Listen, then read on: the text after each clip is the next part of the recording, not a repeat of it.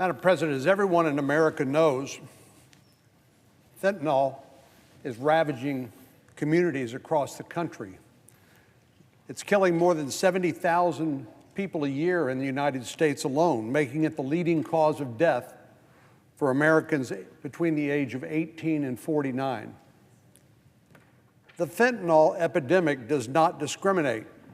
It kills old people, young people, rich people, poor people, people from major urban areas, and people from the countryside. But one of the most alarming trends we're seeing is a rise in fentanyl-related deaths among teenagers.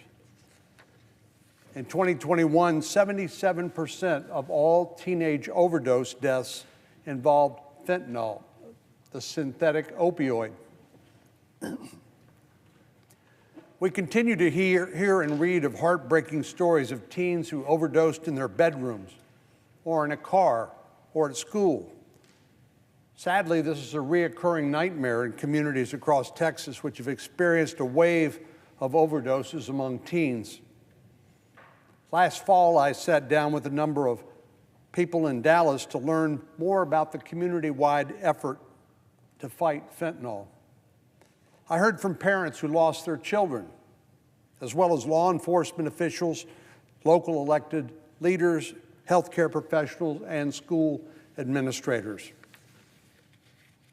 I learned that most of the time, these teenagers think they're buying something that's relatively innocuous, a Xanax or Percocet, only to find out that it is a counterfeit pill made to look like a prescription drug that is laced with a deadly dose of fentanyl. And it doesn't take much. If you look at the end of your pencil, the piece of lead sticking out of the end of your pencil, that amount of fentanyl can kill you. People will frequently refer to these as not necessarily as overdoses, but poisonings, because in most cases, the victims have no idea that they're taking a lethal dose of fentanyl. That was the case for Patricia Hamad's daughter, Cassandra, who died from a fentanyl overdose 2 years ago. Patricia told me that Cassandra took the pill because she thought it was a Xanax, but actually it contained a lethal dose of fentanyl. I heard a similar story from parents in Hays County when I visited there in February at a high school. Darren and Shannon McConville lost their son, Kevin, to fentanyl last summer. Darren told me that Kevin took a pill to help him sleep at night, and that pill cost him his life. Earlier this week, I heard more heartbreaking stories from folks in Carrollton, Texas, outside of Dallas. Lilia Astudillo told me about her 14-year-old son, Jose, who loved playing sports and spending time with his brothers and sisters. One night, Jose took a pill that he thought would help him calm down before he went to bed. When Lilia went to wake her son up for school the next morning, it was too late. Her happy and talented son had died. I also heard from another brave parent, Ryan Vaughn, who told me about his 16-year-old daughter, Sienna. She was a cheerleader at Plano High School, and she loved going to concerts and thrift shopping. Sienna's father told me that he talked to her about the danger of drugs many times. Had she been offered fentanyl, he knows she would have said no. But when her friend came over for a family get-together and gave her what seemed like a more innocuous pill, she had no idea, and she said yes. Later that evening, the Vaughns found their daughter and her friend overdosing. They were able to save her friend using Narcan, but for Sienna, it was too late. These families and their communities have experienced every emotion in the book, including shock, fear, devastation, and anger. and they've channeled their grief and fury into action. On Monday, I was at R.L. Turner High School and heard from Sanaya Rodriguez, who'd heard the telltale noise of somebody overdosing in the bathroom and saved that student's life using the lessons she learned on a video at school. She said it took weeks before she could even go back into that bathroom, having witnessed what she did. The gurgling noise of a fellow classmate overdosing was emblazoned upon her memory.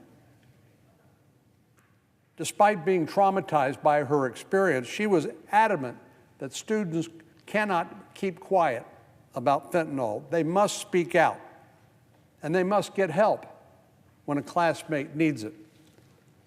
All around the school, in bathrooms, in the hallways, there were signs in English and Spanish about the dangers of fentanyl. Communities across Texas are doing the best they can to fight fentanyl head on, and I'm grateful for the work they've done to protect and educate our children. But that's only one piece of the puzzle. Law enforcement works around the block to take deadly drugs like fentanyl off the streets, and fortunately, those responsible for dealing fentanyl-laced pills to students in Carrollton Farmers Branch ISD have been arrested and charged. But again, this is just one other piece of the puzzle. When I spoke with the grieving parents in Hays County, which is in San Marcos, right outside of Austin, Texas, where I live, they stressed the importance of securing the border and preventing fentanyl from ever getting across the border into their communities in the first place.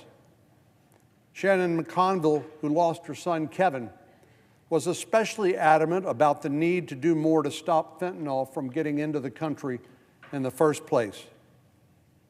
She said that when it comes to the border, the Biden administration is failing.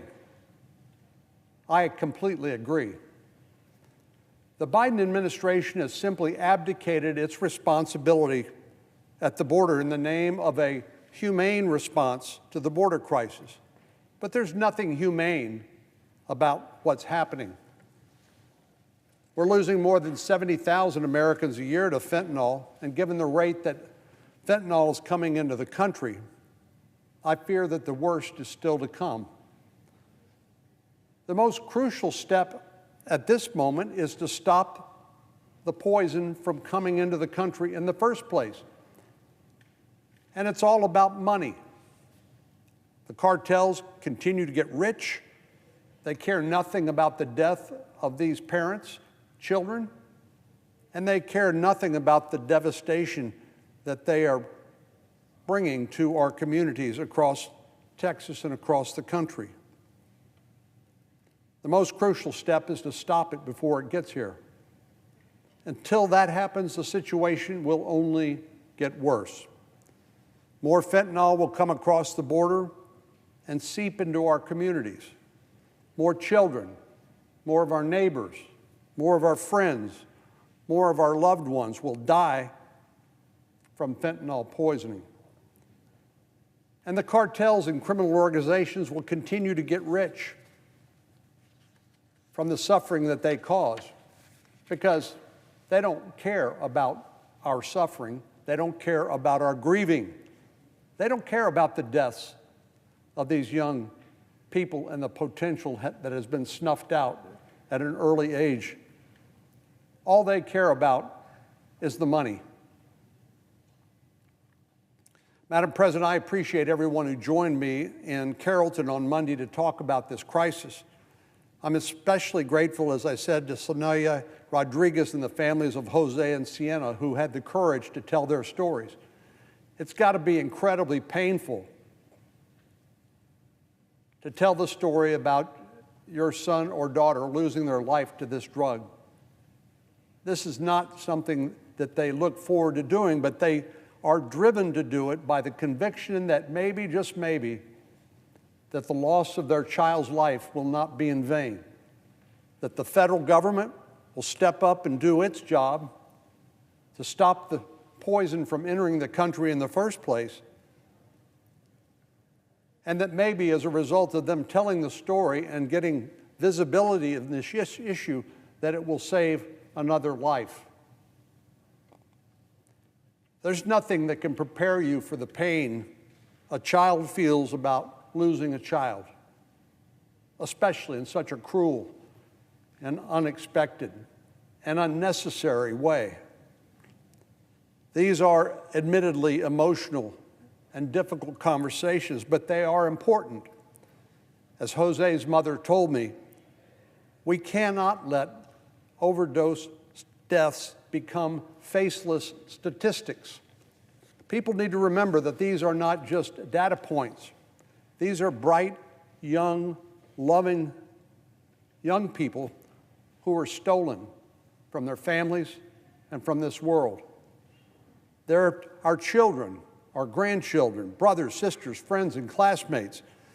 And until the Biden administration steps up and does its duty to secure the border and takes action to stop this fentanyl from entering the southern border in the first place, there will continue to be more and more victims and more grieving parents and family and friends, like I heard from in Carrollton Farmers Branch Independent School District this last week.